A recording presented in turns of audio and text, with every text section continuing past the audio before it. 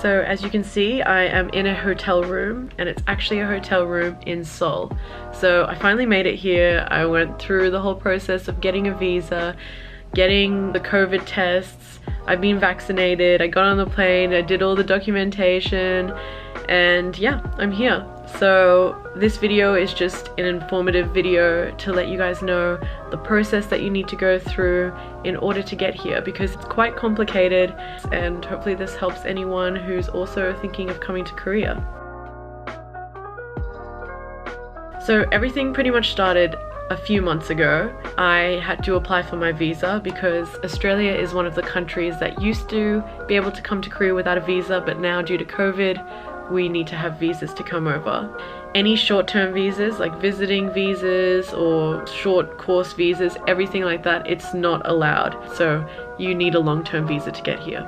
So in terms of traveling, this is where everything starts to get a little bit more tricky, because it's very important you get everything done correctly, or you're not going to get let on the plane, or you're not going to get let into the country that you're going to. So in order to get into Korea, you need to have a PCR negative COVID test. This is really important, and make sure you have definitely looked into this, because if you do your test too early, they're not going to accept it. You know, if you wait too long and then you can't find a place to do the test in the short amount of time, you're just not going to get on.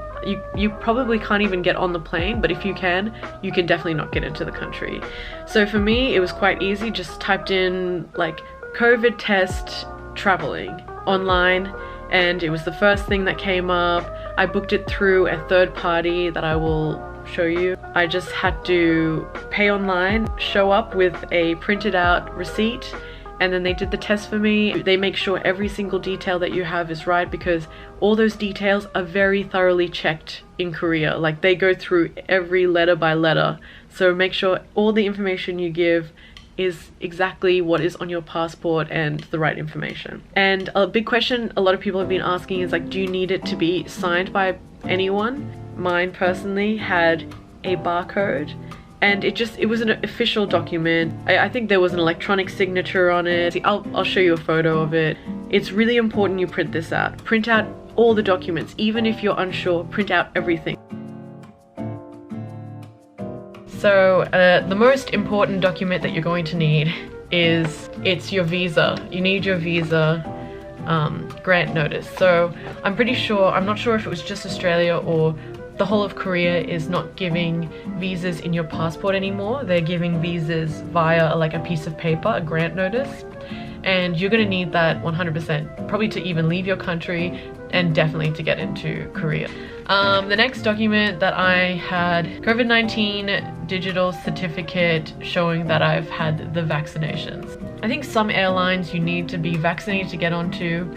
I don't remember there was anything about Singapore Airlines that said that, but I never even checked because I'm fully vaccinated, so I didn't really need to worry about that. I know if you're fully vaccinated and you're coming on a visa for studying like a university course, like a bachelor or a master's or something, pretty sure you can get out of doing the 14-day quarantine, because you'll have the quarantine exemption offered to you. Like, you'll have to do the process of applying for it, but you'll probably be able to be exempt from this quarantine. The last thing that you 100% need is you need to know where you're going to stay or where you're going to do your quarantine when you get to Korea. You can't just like show up and be like, okay, I'm gonna like book an Airbnb, I'll see what happens. Nope. It's kind of like a big process that they do here. Check-in took a really long time, so I would definitely suggest going to the airport a few hours, or at least an hour before what you would normally do. So I went 3.5 hours earlier. You might think, whoa, that's crazy, but really I was not expecting check-in to take the amount of time it did, and there was absolutely no line. Like, I just walked up, because there was no people pretty much on my flight. I just walked up straight to the desk, and check-in took about 25 minutes. It was really long. Definitely, just in case, go early. You don't want to mess it up, because COVID times, it might be hard to get another flight. So at the check-in, I needed to show my visa. I needed to show that I was vaccinated. I definitely needed to show my PCR test, my COVID test, my passport, obviously, and I'm pretty sure that was it. Then I got my ticket. I went through absolutely no one. I have some videos of me walking through. It was like a ghost town. I'm just sitting pretty much alone. And then I get onto the plane and it was pretty much empty, and I got the whole row to myself, and I like was lying down like as if it was a bed and sleeping. It was really good. And then I arrived in Singapore, which was my stopover. And one really big thing you need to know as well is the countries that you stop over in, they also have their own rules to do with COVID. So you have to read all of this because their rules might be a little bit different to the country that you're ending up in. And you need to abide by every country that you enter's rules. It was a very weird experience. We walked like in a straight line just of the people who were on the plane, and I felt like I was in school again. Bring snacks, because everything there was you order it online and stuff, and I was not bothered to work that type of stuff out, so I couldn't just like buy any food that I wanted to. And then we got called out individually based on our flights. You know, you had to be on guard, because otherwise you just miss your flight. It was kind of more like, just listen out for when we call you and then we'll go. Got on the plane, so in the plane you'll be given a few declaration cards and arrival cards and stuff like that.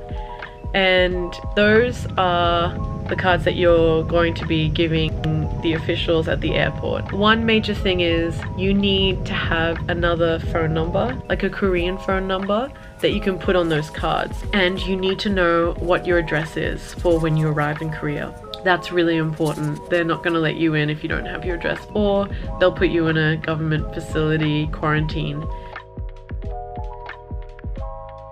So accommodation options. So you pretty much have 3 options. So one, the first option, which is the most obvious, you can just go into their government quarantine facility, and it's got a set price. All the information about it is easily found online. They'll pretty much organize everything for you. It's probably one of the safest options, and convenience wise it's probably the most convenient as well. The downside to it is definitely the most expensive option out of all of the different options. The second option is to go into a third-party quarantine facility. That's what I did. I'm currently in a hotel, as you can see.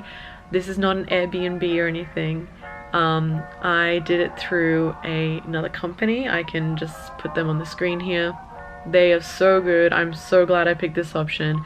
It's less expensive than the government facility, but it pretty much does everything the same. Like, I get all my meals sent to me. I had the transportation. I had them take me to the health clinic testing places to test for COVID. The third option is to go to your own Airbnb or like stay with your family. The Airbnb option would be you would come here and go straight to the Airbnb and just not leave, and go find your own way to and from the health facilities. That way is probably the cheapest out of all of them, and staying with family would be the cheapest, but that's pretty much the 3 options. When you get out, there's like a pathway that it shows you to like follow, and it took me directly to these desks. A woman came up to me, she's like, university? And I was like, yep. She's like, what's your university, what's your name? SNU, like my name. And then she's like, got you, ticked me off, took me to my driver. This is all done through the third party, so everything was organized for me. I was so happy. And yeah, he just took me in the car. He took me straight to a testing facility, which is amazing. I didn't understand at all what was going on, but it was very nice because a man came up to me, one of the people who was working there, and actually filled out my thing for me, gave me a number. I had to sit and wait. Sadly, right before my number was called up, they had an hour break, so I was just kind of sitting there for an hour. Then I did my test. It's very different to what I was like used to doing tests, because it was in front of everyone and I was like low-key crying. I just had to show my passport and give a number. You need a number for this because they have to give the results to someone. I gave the number of my third-party organization thingy that I booked through. Everything was completely fine. The driver took me to this hotel. I pretty much came in, just was super excited, and then went to bed. And I've been here in this room ever since. And my next test is scheduled for like a day or 2 before I leave. And yep, everything's organized for me. My driver's just gonna be there. They've organized it all. But hopefully, if you guys are thinking of coming to Korea, I hope this has helped you in any way. And yeah. So another big thing that I wish that I knew before I came here was stuff like this, like these group things, where this one is called Quarantine in South Korea. And it's pretty much a group of people just asking questions to do with the quarantine, or like who are about to go into quarantine, thinking about coming to Korea, and asking visa questions or asking questions about how they should set up everything, or even people in quarantine who are saying like, oh, I don't have the plastic bags, what do I do with my rubbish and stuff. It's really great, it's really informative, and I wish I knew about this before I traveled, because some people even make detailed lists about everything you need to know. So this group's great. It's called Quarantine in South Korea, and there's a few other groups that are kind of similar to this. So I definitely recommend you join them if you're thinking about coming, or if you're planning on coming or already here or anything. Yeah.